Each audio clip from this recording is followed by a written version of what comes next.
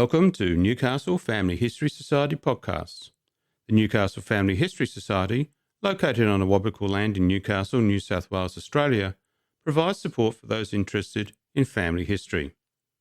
In this, the first part of a two-part podcast, Benita Parker from the West Wallsend District Heritage Group delves into the early, ambitious attempts to uncover coal deposits in the Shadow of Mount Sugarloaf. She explores the lives, successes and failures of the early settlers that set the stage for what was to become a booming coal industry. Shh, listen.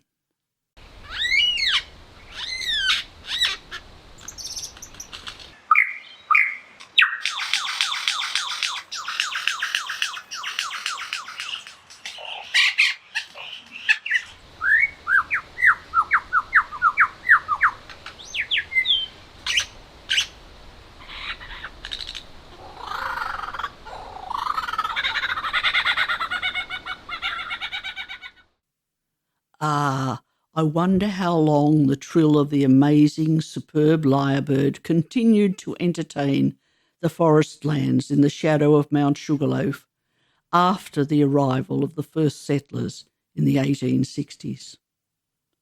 Superb lyrebirds feed on insects, spiders, worms and occasionally seeds. They find food by scratching through the leaf litter and the forest floor.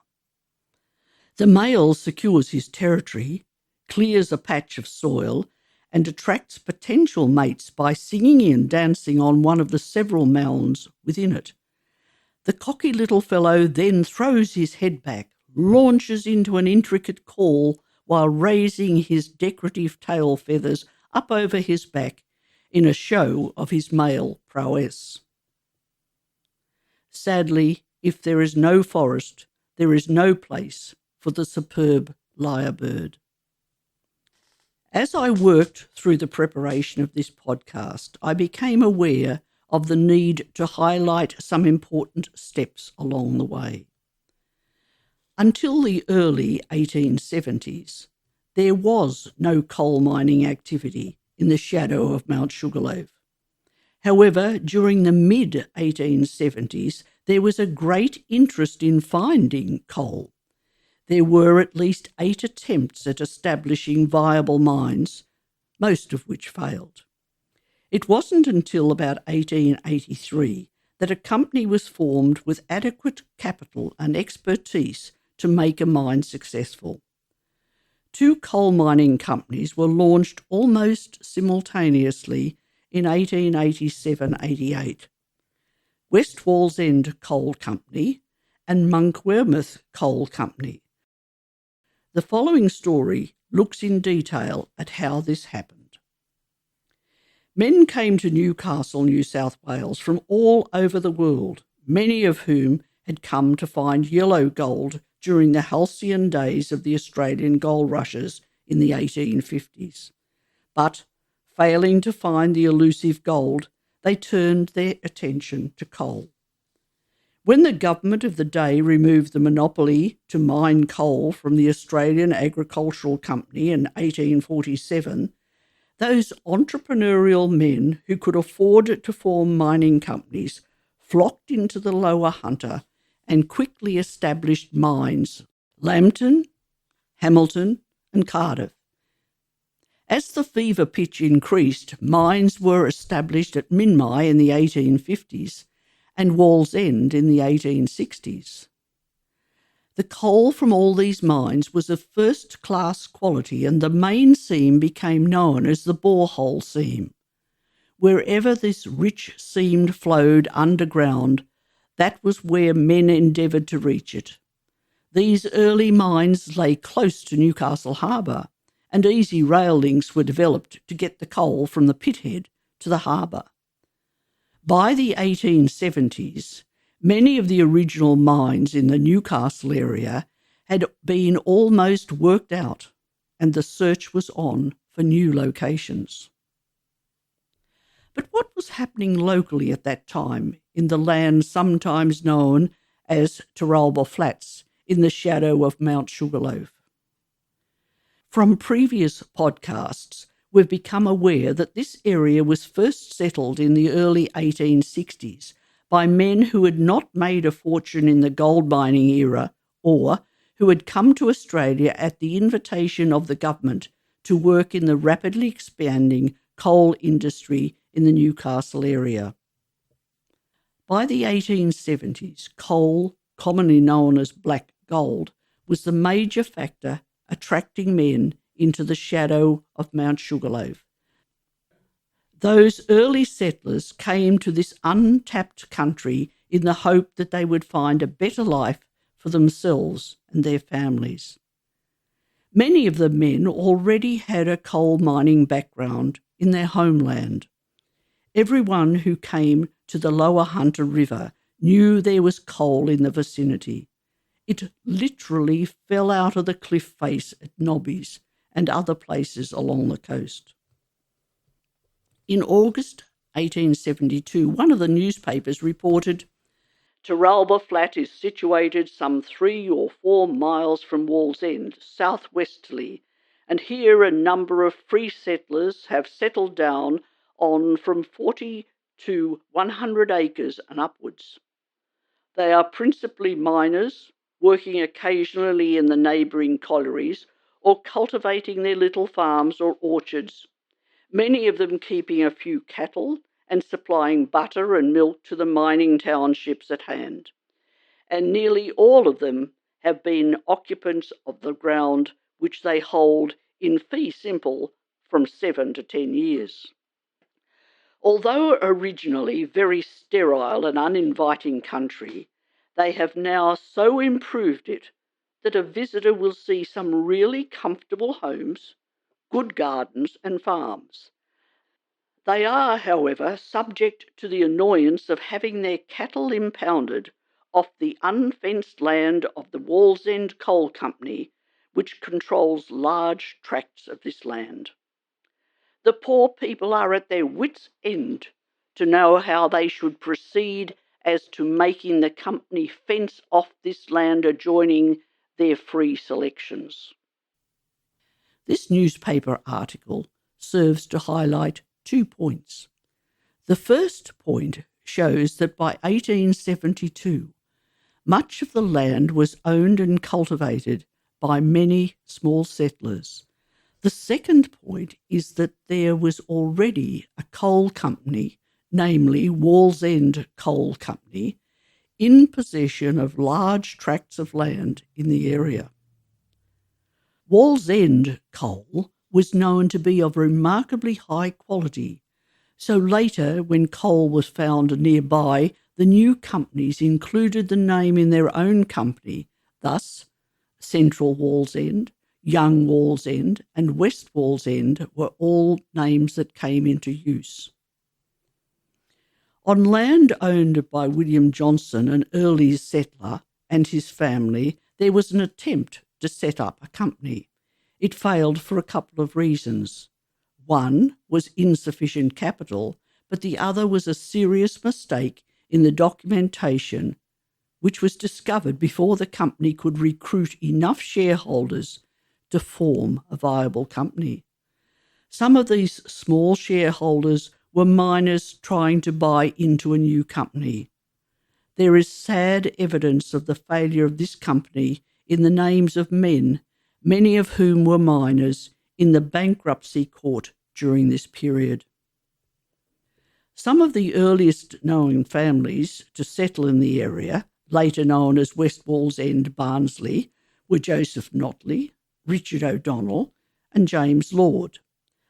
Others followed, including Thomas Garrett, politician, Edward Greville, politician, John Humphrey, and the Lanes, George, Mary and Mary P., all relatives of Joseph Notley, one of the earliest settlers in the area. This group selected land and formed a group known as Taralba Estate, sometimes known as the Taralba Trust. As early as March 1875, they had sought to develop a coal mine in the Taralba Parish area adjoining Newcastle New Wallsend Coal Company, with financing from England. However, the project did not go ahead for some 10 years until 1885. These people were still able to sell off their land, totalling 2,953 acres at a huge profit, to Dr. Robertson and Mr. Wallace, who then quickly passed it on to the West Wallsend Coal Company Limited, soon after the company was formed in July 1885. But let's backtrack a little.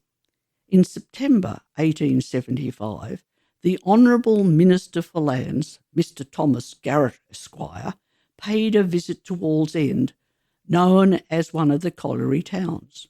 To quote from an article in the Miners Advocate and Northumberland Recorder, the object of his visit was to negotiate with the free settlers of Terralba, but now known as Barnsley, to purchase their selections for the coal company, lately organised, carrying on operations in that locality.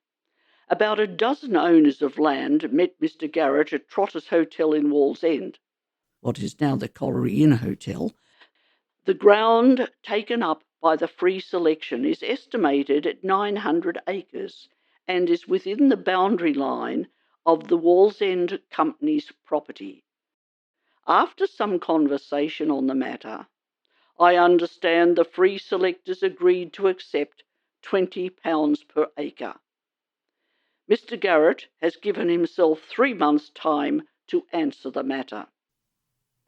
Another article from the same paper on Wednesday, the 1st of December 1875, some 3 months later, reported, New Coal Company.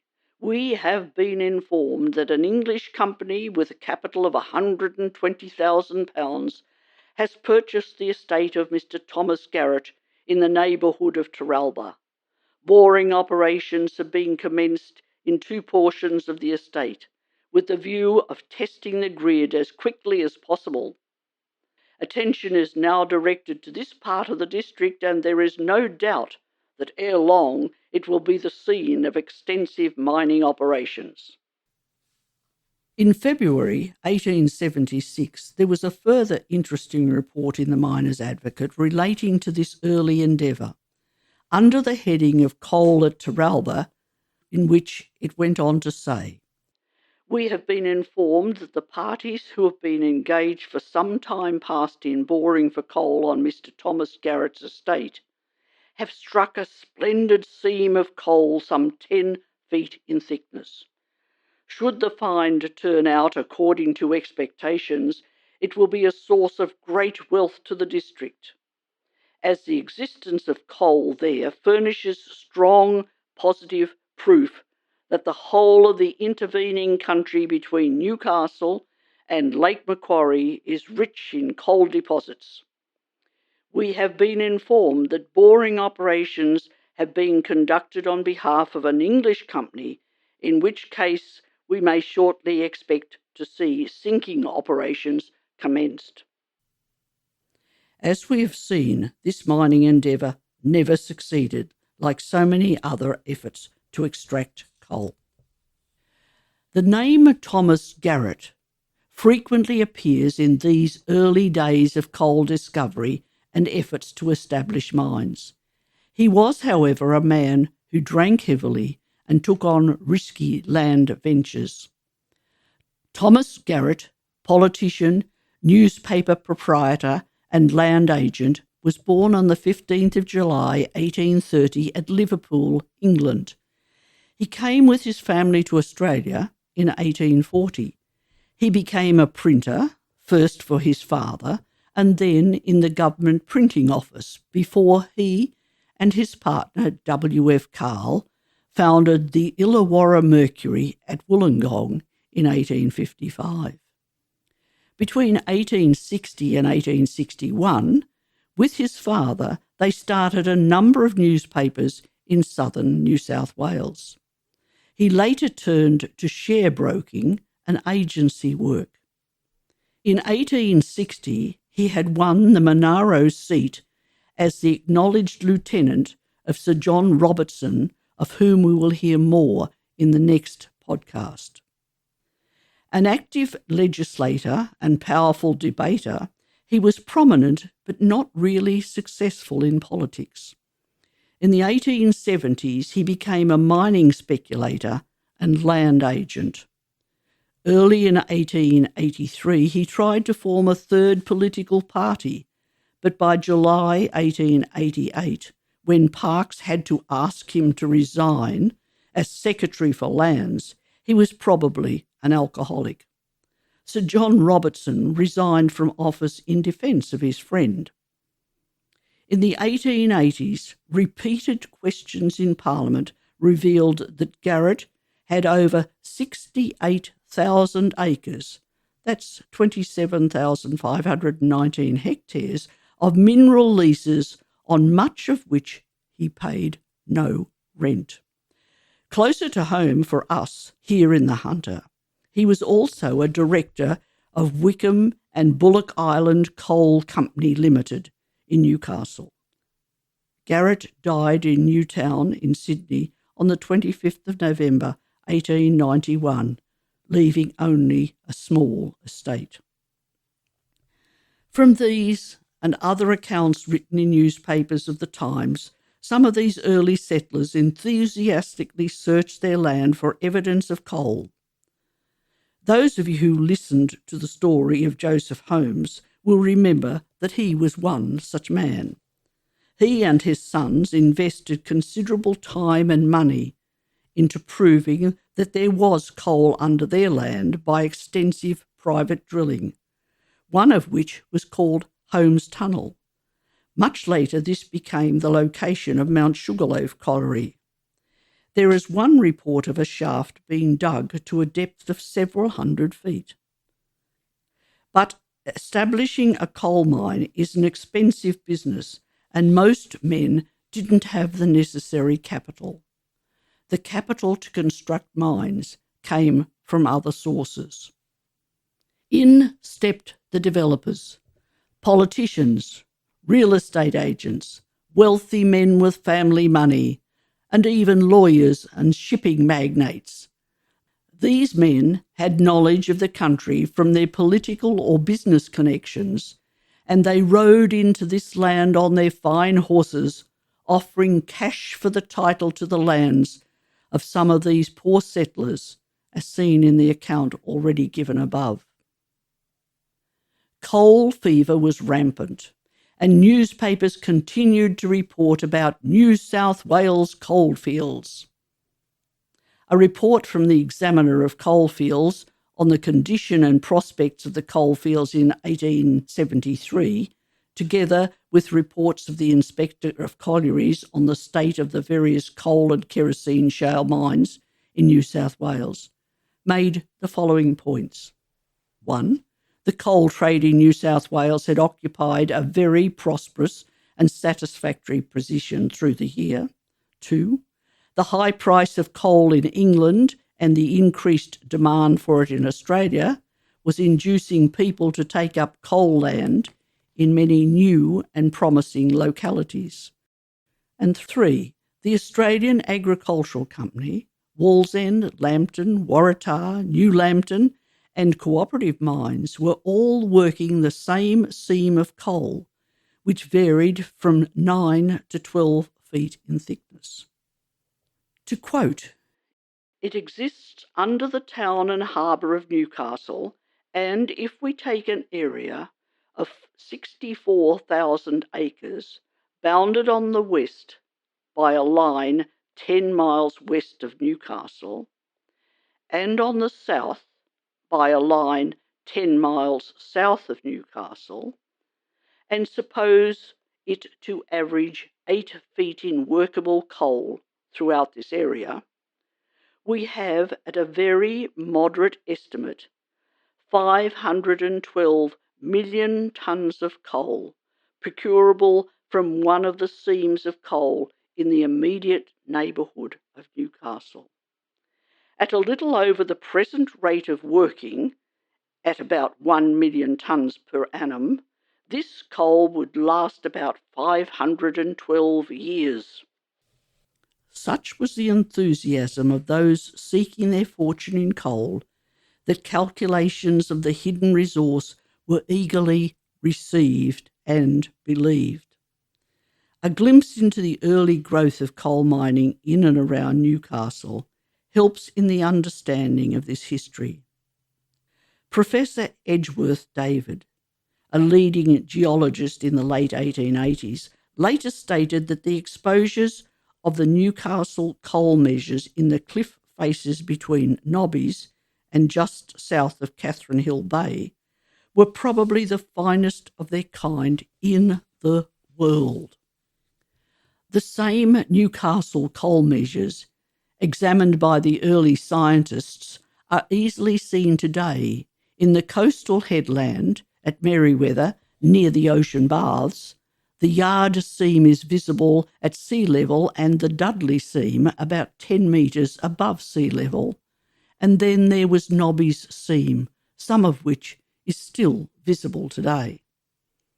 Newcastle developed faster than the southern coalfields of New South Wales because of its better harbour facilities and available land for settlement, although the treacherous river entrance made entry difficult.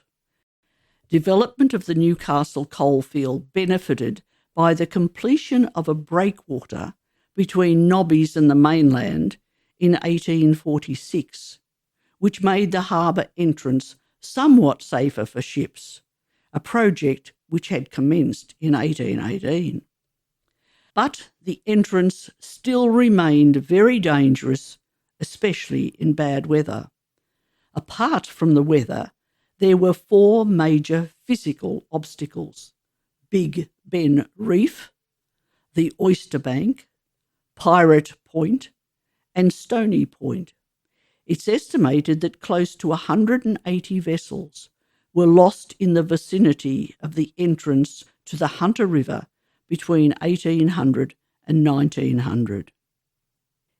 In the book Bar Safe, written by Terry Cullen, there is an excellent exposé on the dangers of Newcastle Harbour entrance. It wasn't until a breakwater was begun and built between 1861 and the 1880s on the Stockton side of the river that the entrance could be regarded as relatively safe. In these early days on mining in the Lower Hunter, moving coal from the mines to waiting ships was often a long and complicated process. The development of the rail networks made a considerable difference. The huge Australian Agricultural Company, which was created in England in 1824 to open up the land around Port Stephens, soon realised there was more money to be had extracting coal than planting crops. The company was given a monopoly by the government to find and mine coal, both for the colony and for export. By 1840, coal was being shipped from the port of Newcastle at a faster rate than it could be retrieved.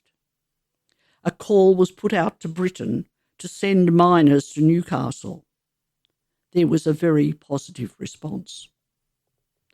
In 1843, the Brown brothers, John and Alexander Brown, later known as Coal and Allied, began mining coal at 4 Mile Creek near East Maitland.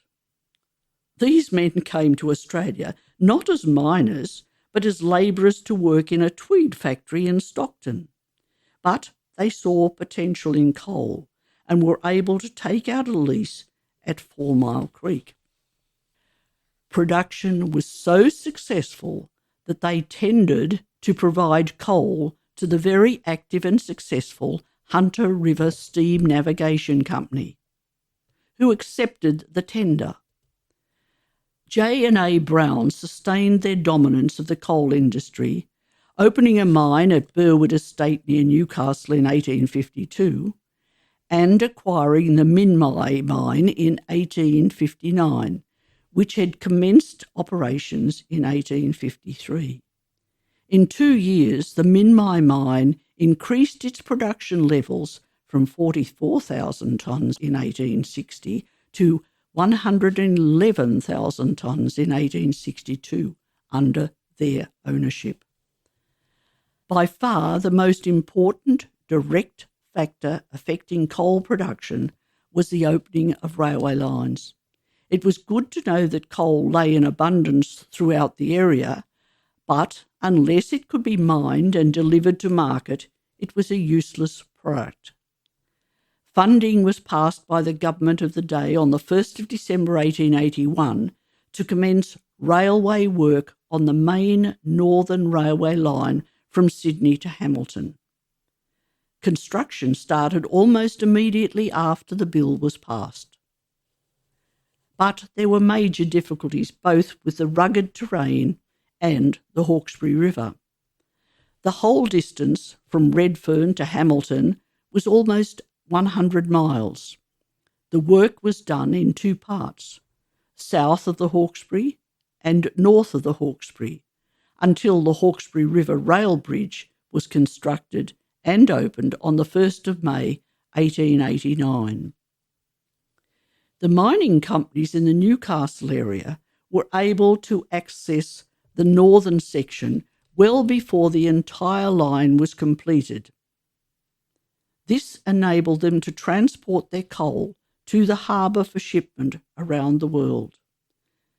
This was of great importance to the mining industry as the railways allowed for the improved transportation of coal and other minerals to the wharf. The railway linking West Wallsend Coal Company mine and the main Northern Line, when it was completed in 1888, also carried passengers. While only providing a morning and evening passenger service, the trains played a significant part in the life of the community. The cock-a-doodle-doos of the approaching trains in those early days signalled special events, such as success of the local soccer team. What we have looked at here has been the background setting the scene for the expansion of the coal industry into the shadow of Mount Sugarloaf in the early 1880s.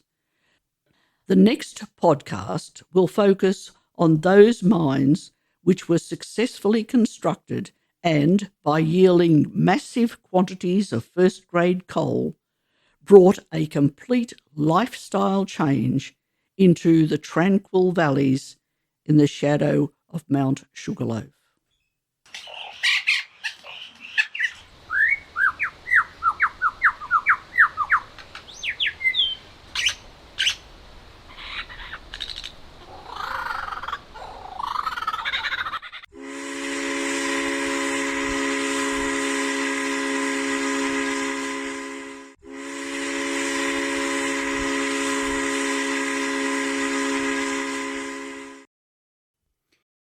In part 2 of this podcast, which will air next month, Benita recounts the stories of the mines that did succeed and forever changed the landscape and the lives of those living in the shadow of Mount Sugarloaf. We look forward to you joining us again on Newcastle Family History Society podcasts.